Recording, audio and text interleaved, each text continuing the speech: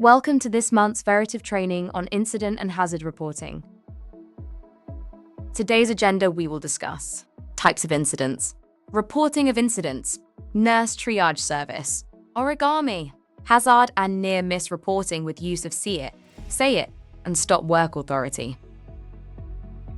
Definitions, types of incidents, work-related injury illness.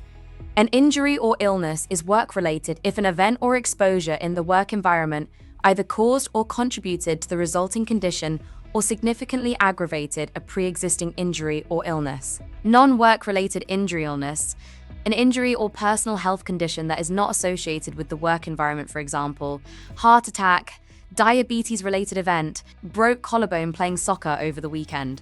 Near-miss incident, an event that took place but resulted in no harm, injury, or damage of any consequence, but had the potential to do so given different circumstances. First aid refers to medical attention that is usually administered immediately after the injury occurs, and at the location where it occurred. It often consists of a one-time, short-term treatment. SIF, significant injury or fatality, or PSIF, an incident that resulted in or could have resulted in a fatality or serious life-altering injury. SIFs can be actual, for example, injury occurred, or potential, for example, near miss. What is considered a first aid incident?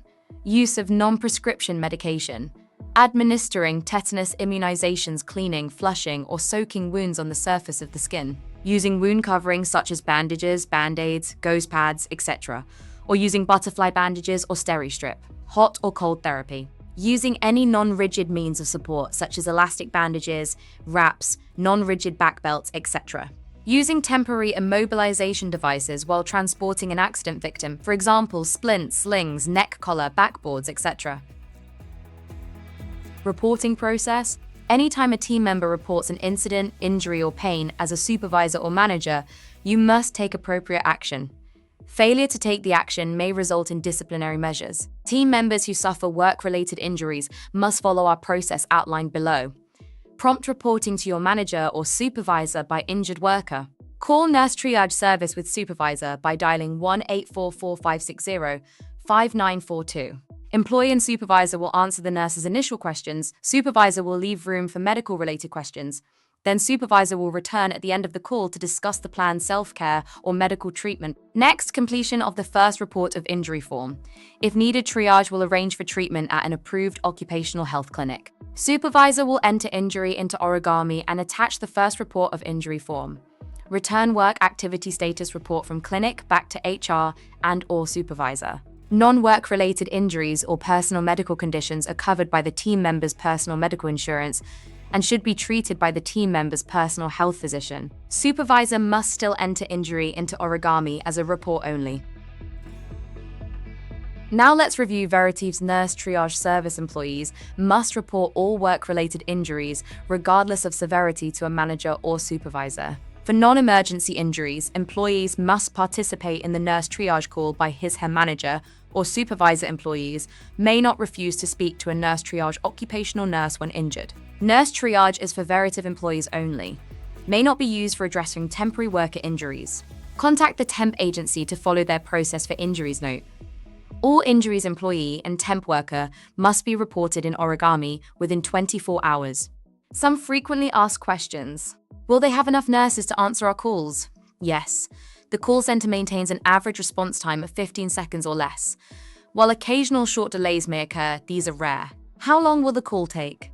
Each call is unique, but the average duration is approximately 20 minutes. Nurses are trained to assess all relevant information and provide clear guidance on next steps, self-care, or self-medication instructions. Who should talk to the nurse? The nurse must speak directly with the injured employee in a private setting. This allows for a thorough discussion, including personal medical history, current conditions, medications, allergies, and symptoms. Supervisors or managers may speak with the nurse after the initial employee-nurse conversation if further clarification is needed. What if the employee calls a day or two after their injury occurred? If the employee contacts the nurse a day or more after the injury, the nurse will document both the injury and call dates, along with any explanation provided for the delay in reporting. What if the employee is taken to a hospital or seeks treatment on their own? If the employee visits a hospital or seeks treatment without calling the nurse, the manager should follow the standard work reporting process. Can the employee call the nurse back if they have additional questions or symptoms? Yes. Nurses encourage employees to call back with any questions or changes in symptoms. Follow-up calls may also be initiated by the nurse if appropriate. During the initial call, the nurse will request permission to follow up and collect contact information. For self-care cases with expected changes, a follow-up call will be attempted. Nurse triage service continued. When self-treatment is recommended if self-treatment is appropriate, the triage nurse will provide written instructions via email or fax to the employee through their manager. Both the employee and manager can call the nurse triage line as often as needed with questions about the injury. If the employee chooses to seek medical treatment, any future questions must be directed to Kim Lane, the workers' claims manager, at 770391-8390 or kim.lane@veritiv.com. The nurse will never advise the employee to simply go home and rest. The nurse will either provide self-treatment instructions and direct the employee to continue working or refer them for professional medical care.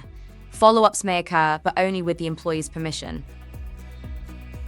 When medical treatment is recommended, if medical treatment is necessary, the nurse will direct the employee to the designated clinics. Supervisor should arrange transportation for the employee to the clinic. Always confirm the clinic is the correct one for your location. If the employee is traveling, the nurse will locate a clinic nearby.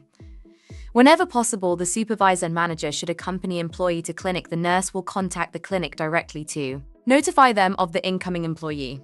Provide a brief on the employee's condition. Ensure a drug screen is completed. A point of injury POI report will be sent to Kim Lane, detailing the discussion.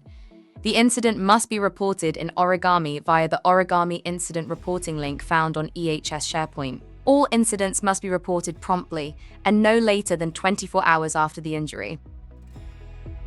Now let's discuss Veritiv's Incident Management System Origami. Veritiv's Incident Management System will be replacing SHO's Incident Reporting System. Report all incident via the links found on EHS SharePoint. Manage a supervisor to enter incident into Origami as soon as possible, but no later than 24 hours.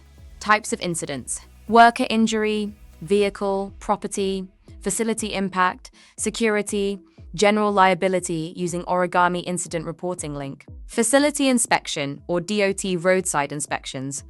Using Origami Inspection and DOT Roadside Inspection Intake Form link. Upload documents first, report of injury, witness statements, pics, etc. Work with your regional EHS manager to gather information and complete investigation.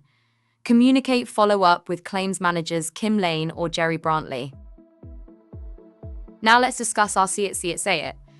Veritiv's hazard reporting and near-miss reporting system replacing SeeAssure Aura. A hazard is an event or situation that occurred that could be a risk to health, safety, or the environment. A near-miss is an event that took place but resulted in no harm, injury, or damage of any consequence, but had the potential to do so given different circumstances. By reporting these details, we can do something to prevent a reoccurrence, because next time it happens, it may not be a near-miss. Every near miss that is reported is a great opportunity for us to learn and will make a vital contribution to the ongoing development of our safety programs. Anyone who witnesses such an event is in an ideal position to describe what they observed firsthand and what factors prevented the loss from occurring. See It, Say It reporting. What should an employee co-worker who witnesses a near miss or hazardous situation do? Make sure the situation is safe and inform your supervisor or manager immediately. Together, you will investigate the problem, take immediate corrective action. If not possible, agree to a reasonable timeline to complete the fix. Report the hazard or near miss in the See It, Say It system via See It, Say It page on EHS SharePoint. Manufacturing. Continue using the Hazard and Stop Work Authority reporting system. Making it work. Many employees misunderstand what is meant by hazard reporting and near-miss reporting, and as a result, they underreport them. Take your team on a tour of the site and point out the hazardous situations you see. Ask individual employees to report what you find and explain to them how they will be contributing to the safety of the site. Give examples of what constitutes a hazard or near-miss at your team meetings. It is important that your team understands that a hazard reporting and near-miss reporting is a positive intervention. It is about fact-finding and not fault-finding. Any changes that are suggested as a result will be of a constructive nature and will help make the location an even safer place to work. Anyone working on or visiting a Veritiv facility is encouraged to submit a hazard or near-miss report when they are involved in, witnessing, or are told of a hazard or near-miss event. Even an event that was experienced in the past should be reported, as the learning could still be current. New to the location should also be encouraged to speak up and report anything they believe to be unsafe. Fresh eyes can often see more clearly.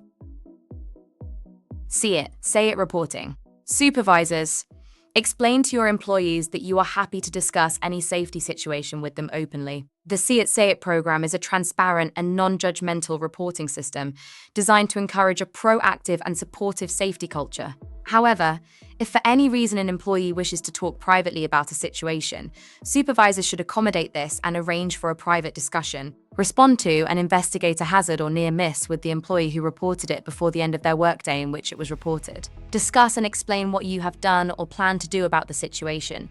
Never ignore a hazard or near miss, however minor. Even if you decide no action is necessary, discuss this and explain the decision. Stop work authority. All team members not only have the authority to stop work when control of a health, safety, or environmental hazard or risk is not clearly established or understood, they have an obligation to stop work. If you can't do it safely, it's not worth doing. When to initiate stop work authority.